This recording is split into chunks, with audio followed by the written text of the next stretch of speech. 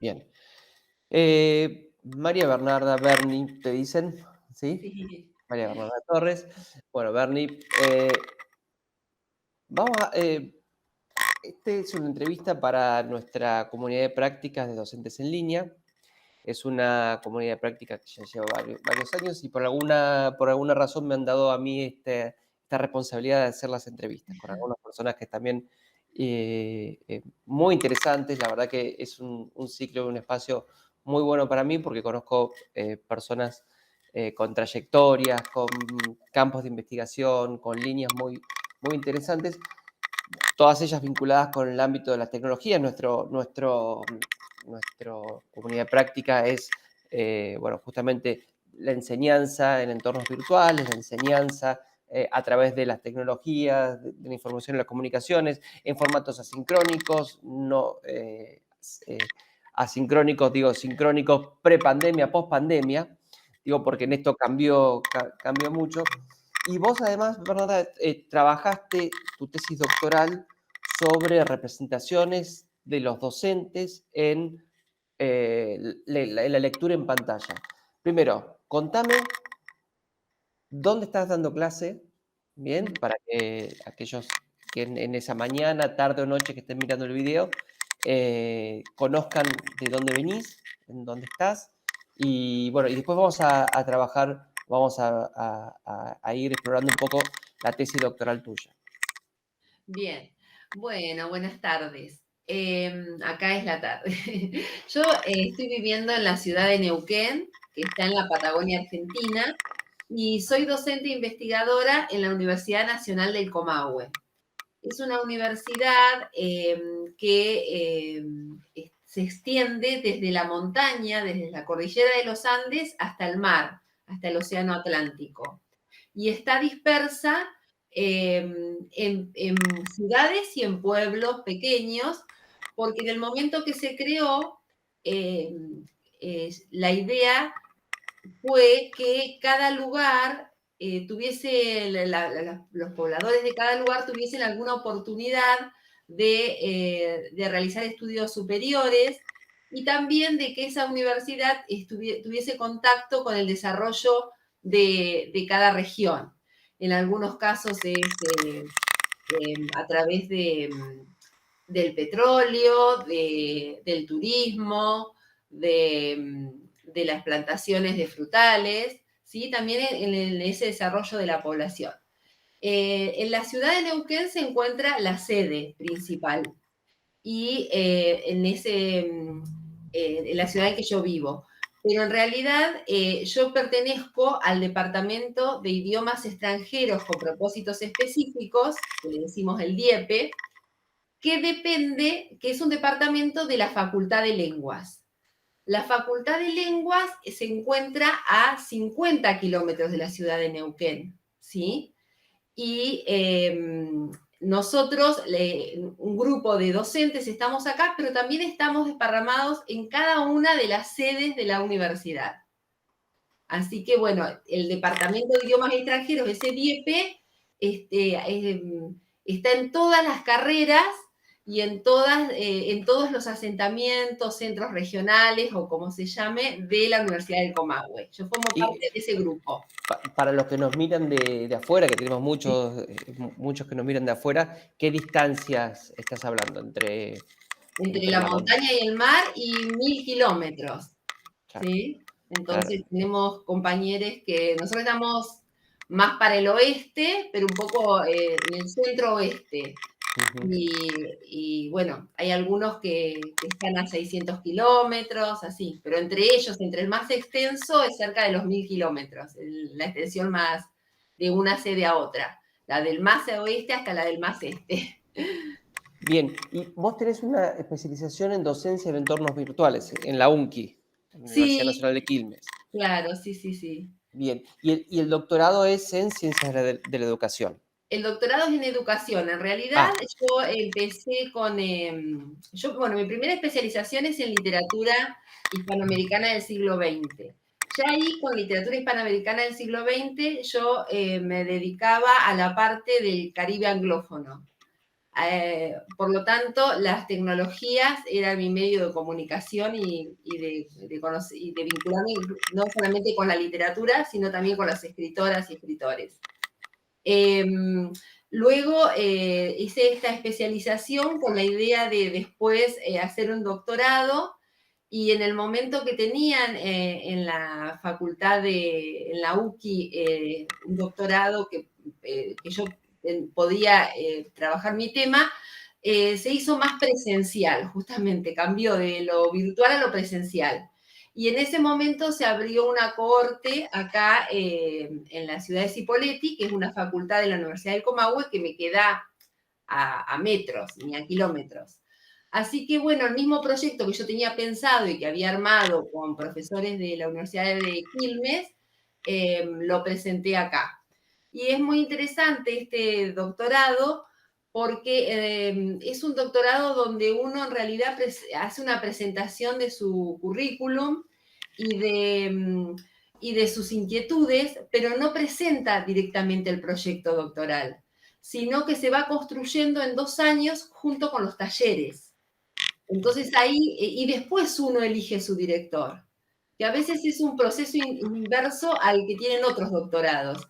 Y fue muy interesante porque uno se apropia con más fuerza de ese proyecto y después, de acuerdo a lo que uno tiene intención, va eligiendo y el director va aceptando o no aceptando lo que uno Bien. ya armó. Bien, bastante, bien interesante Sí. porque uno, claro, va macerando ese proyecto y luego lo termina. ah, Está bien, Claro, muy es el mismo interesante. que lo hace el que toma las Ujú, decisiones. perfecto, mientras lo va haciendo. Claro. Bien, y, y a vos ya desde esa época cuando estabas haciendo la especialización en la Universidad Nacional de Quilmes, ya tenías esta idea de estudiar las representaciones de los docentes. Aclaramos que es pre-pandemia, tu trabajo Sí. es pre-pandemia, que además, bueno, después vamos a dejar colgada también el link a la defensa de la tesis doctoral para que lo quiera ver completo y la explicación en la defensa completa. Pero ya tenías desde ese momento esa idea de, bueno, a ver cómo la representación de los docentes con las pantallas, con los textos en las pantallas. ¿Ya tenías desde ese momento la idea o cómo fue surgiendo? Sí, en realidad un poco era la idea y un poco una preocupación y una duda que yo tenía por mi propia experiencia. Porque esta universidad, como yo cuento acá, que es así de dispersa, hay muchas situaciones que tienen que ver con el gobierno, con la misma cátedra en distintas ciudades, donde la tecnología, teniendo esa posibilidad, podría achicar las brechas. Sin embargo, yo me he dado cuenta que había en situaciones o en personas o en ciertas particularidades, en ciertas carreras tal vez, como una cierta resistencia a esto, como que no se tomaba esa opción, tanto para lo administrativo como para la docencia, ¿sí? Como para la enseñanza. Como que no se pensaba una solución ante un inconveniente de hacer uso de la tecnología.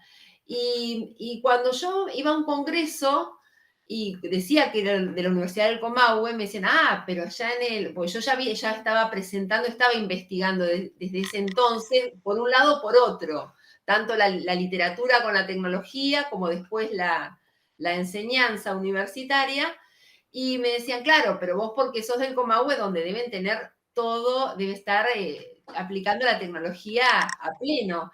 Y no, justamente yo decía, no, en esta universidad no está muy desarrollado y tampoco hay una demanda. Tal vez estaban la infraestructura en muchos casos, pero no había una demanda, una predisposición, un pedido por parte de los docentes. Y entonces yo decía, ¿qué es lo que está pasando? Pero sin embargo, yo con la gente que me vinculaba sí tenía las mismas inquietudes que yo. Y parecía que estábamos haciendo un montón de cosas. Veía que eran muchos esfuerzos aislados y que llegaban a los estudiantes de una manera que no ayudaba. Y por otro lado, yo veía que en la investigación se estaba volcando totalmente a la tecnología, a buscar recursos, al acceso a bibliografía, algo que también era un inconveniente en nuestra facultad por la distancia que nosotros tenemos de la capital de nuestro país, que está a 1.200 kilómetros, donde muchas de las cosas que acá no suceden sucedían exclusivamente allá. Entonces, bueno, esto que por ahí yo veía de profesores que decían, viajo a Buenos Aires, querés que te traiga algún libro, tal persona viaja, necesitan algo. Esto en la parte de investigación ya no estaba, no era algo que estaba presente porque había mucho ya material en Internet. Pero no se volcaba eso a las clases. Y por el otro lado era todo un momento de transición en cuanto a los estudiantes también, porque los veíamos por los pasillos a todos con dispositivos y trabajando en los espacios comunes, cada uno con su notebook. Y entonces eso me parecía, algo está pasando que acá hay algo que se está negando.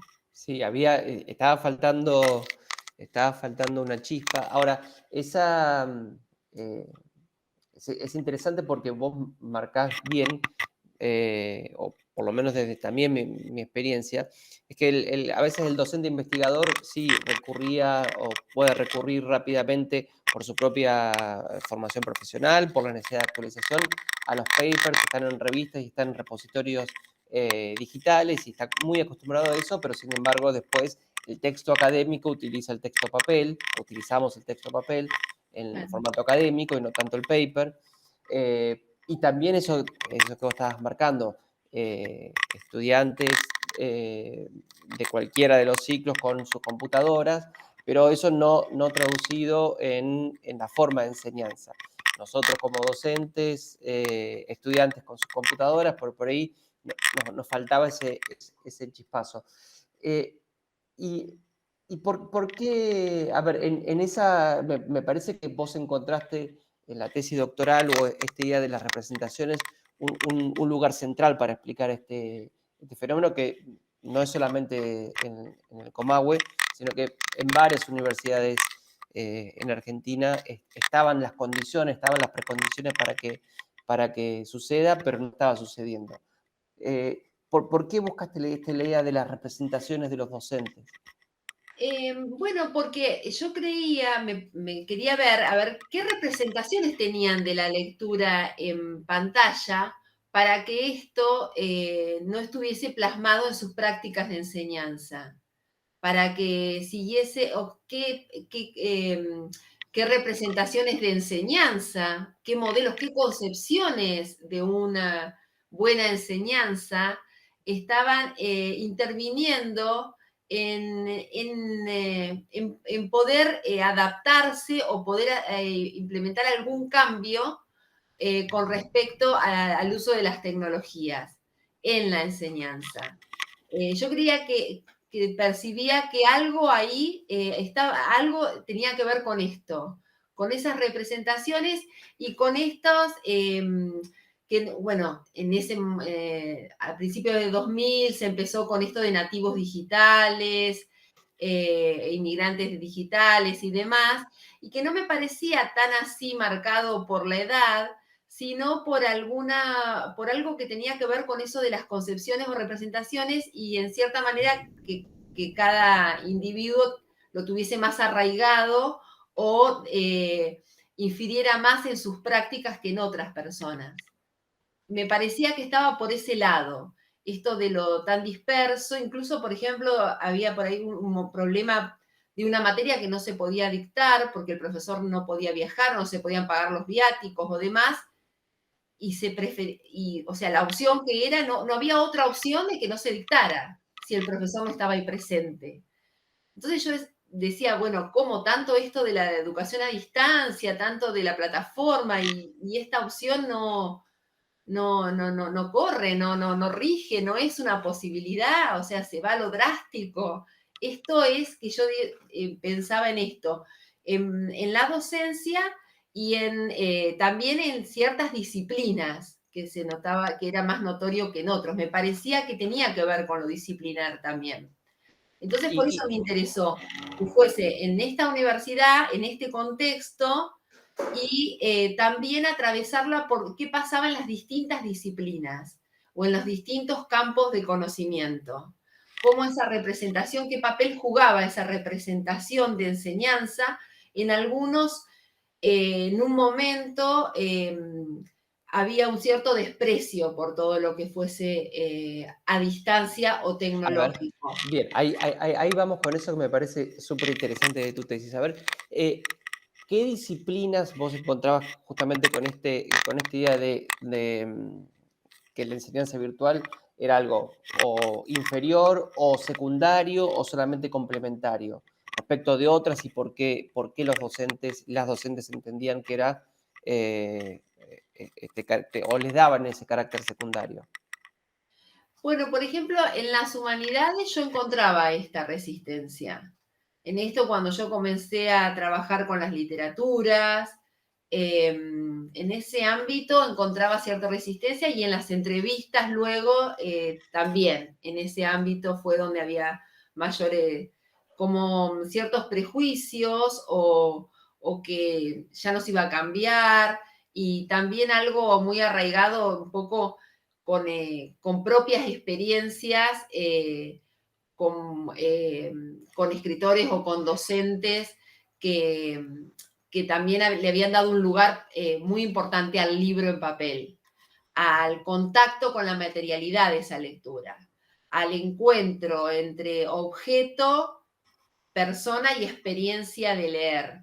Como que había algo ahí que, por cierto, lo experimento, pero no, o sea, era una cosa u otra. No era que podía ser sumar una a la otra. Claro, claro, Era por eso todo muy binario, era así, sí. o libro o tecnología. No podías, eso como que no daba mucho lugar. Y sin embargo, perdón, una acotación, pero sin embargo, hay una materialidad, por ejemplo, en la fotocopia, ¿no? Que muchos estudiantes estudian, muchos estudiantes también estudian con fotocopias, y sin embargo no es la materialidad del libro que muchos docentes todavía siguen valorando por sobre la fotocopia. Digo, es una materialidad, es una copia del otro, y sin embargo sigue estando presente muy fuerte la representación del libro como el espacio o el objeto del estudio, ¿no? Como eh, eh, otra vez una ponderación tal vez exagerada al libro papel, a la experiencia de tocar un libro, eh, cuando en nuestro caso, que es la enseñanza, es un instrumento para saberes disciplinares, para competencias, para habilidades y no un fin en sí mismo. Sí, por ahí ahora esto, ahora nos parece como banal o como que no es tan así, pero en ese momento incluso ver a alguien a un joven o a una joven trabajando con un dispositivo, no les parecía que estaba estudiando, parecía que estaba divirtiéndose o relacionándose, pero como que había una transmisión desde la enseñanza de decir, bueno, tomen esta fotocopia, este apunte, subrayen, como que era la única manera de aprender, que en eso de palpar el texto, el papel, el ver la letra impresa ayudaba a un mejor aprendizaje, que tal vez era el de uno y que tal vez sigue siendo el de algunas personas, pero no por eso, o sea, como que había una cosa para aprender, una manera de aprender, una manera de enseñar. Y en este siglo XXI justamente es donde explotan las pluralidades. Entonces, como que costaba esto de pensar pluralidades. ¿Por qué una u otra? O sea, ese planteamiento todavía fuimos transitando y estamos todavía transitando esto de aceptar todas las posibilidades. y que por qué tiene que ser una mejor que otra. Y en eso también estaba el tema de la enseñanza y de cómo aprenden y de qué es saber también. O sea, todo fue puesto en cuestión, se fue poniendo en cuestión. Primero tal vez los estudiantes, pero desde un lugar que, donde todavía eh, es así, el docente tiene un poder en su proceso de aprendizaje. Y entonces, por ahí ese proceso o esa sensación era de discusión entre ellos, pero no era algo que se iba a llevar para debatir en el aula. Pero sí estaba esta como cierta imposición, entonces como que se veía como que algo se estaba separando.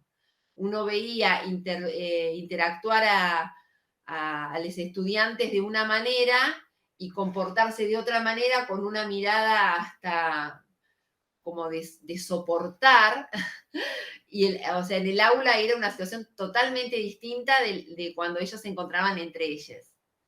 Y la pregunta ahí interesante, a ver, después vamos a trabajar o vamos a ver lo que fue post pandemia o entre la pandemia, la pospandemia pensando, ¿no? Tratando de pensar qué es lo que nos va a quedar.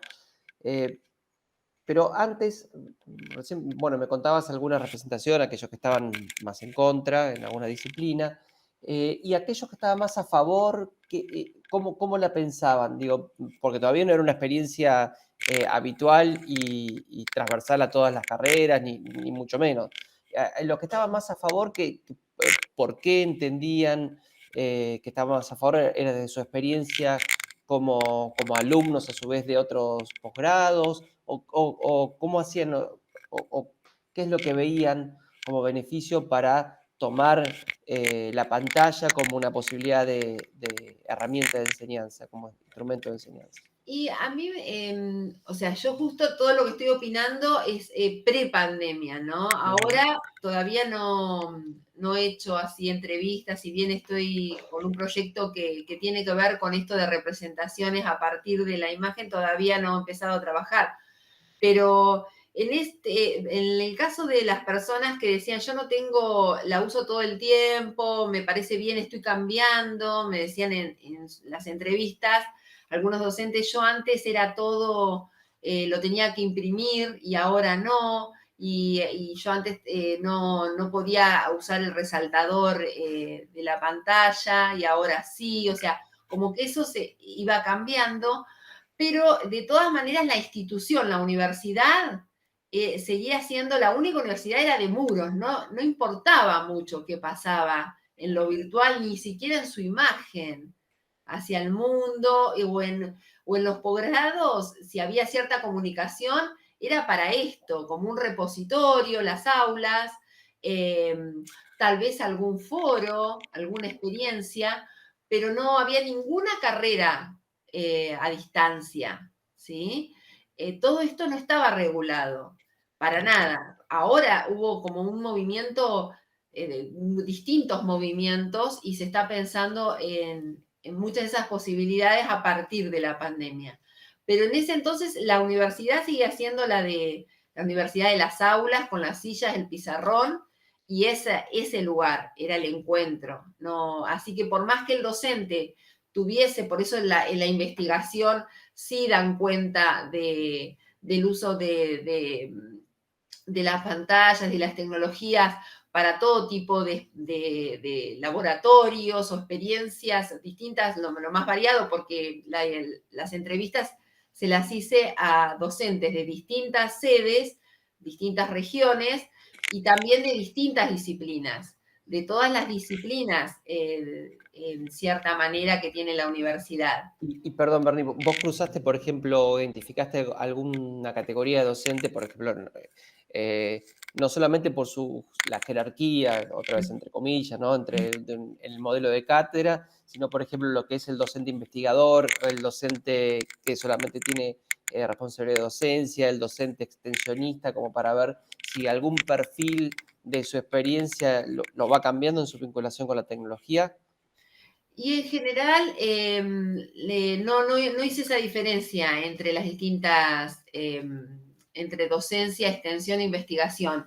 Sí, en las entrevistas iban vinculando esto. En general, no me encontré con alguien que nunca hiciera investigación. Pero sí, por ejemplo, algunas disciplinas como turismo usaban algunas aplicaciones para las clases, pero también estaba el tema, bueno, algunas otras también usaban algunas redes sociales para una mejor comunicación, pero también estaban así como algunas eh, dificultades que enfrentaban por este tema de la dispersión ligada a las tecnologías.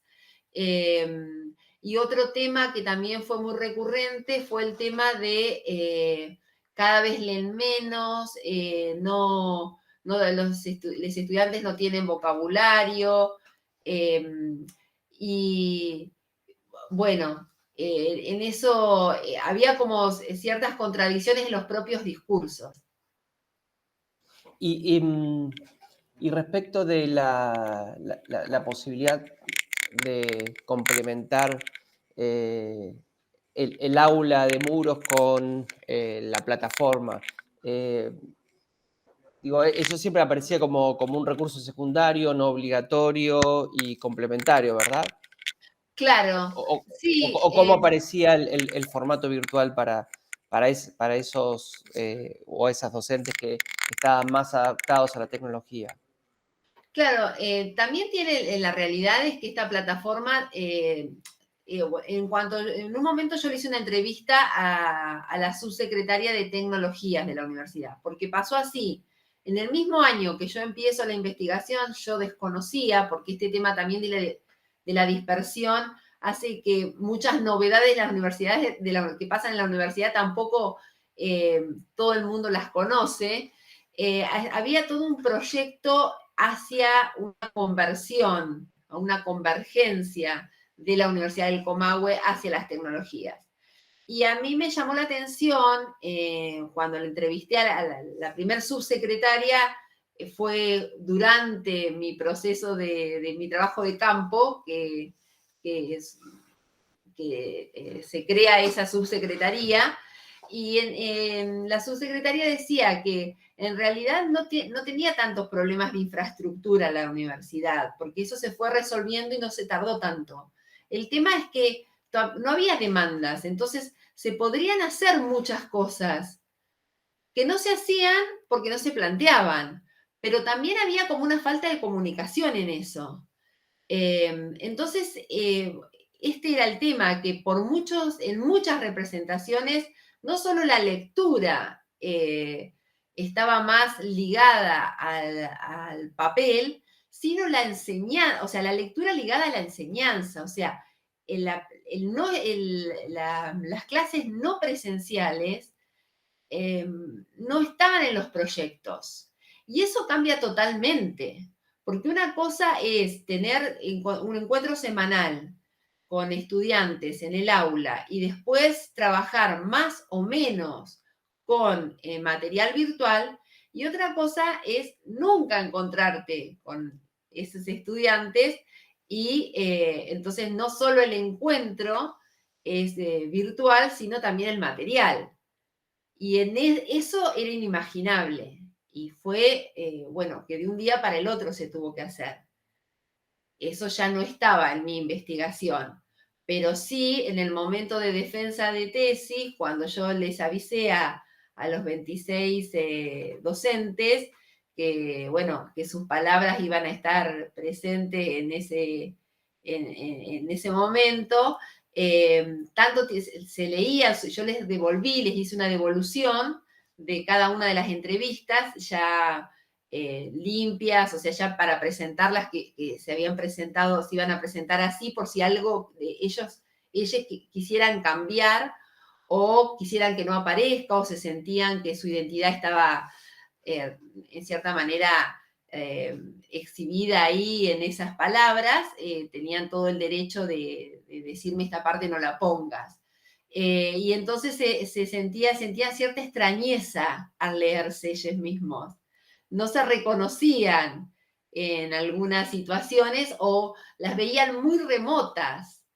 Ay, yo en ese momento hacía esto, no, Es yo que claro, pensaba bueno, por así. eso Eso ahora fue en el la... tema de cómo fue mutando esa de la representación. Eso, bueno, es la categoría que surge en mi investigación, las mutaciones. Bien, vamos a hacer una breve pausa ahora y vamos a Dale. arrancar con la segunda parte, que es la pandemia y la pospandemia y esas mutaciones. Me parece justo viene perfecto en ese cambio. Bueno, dejamos de grabar ahora y seguimos en un Bueno, ratito. Gracias. de nada.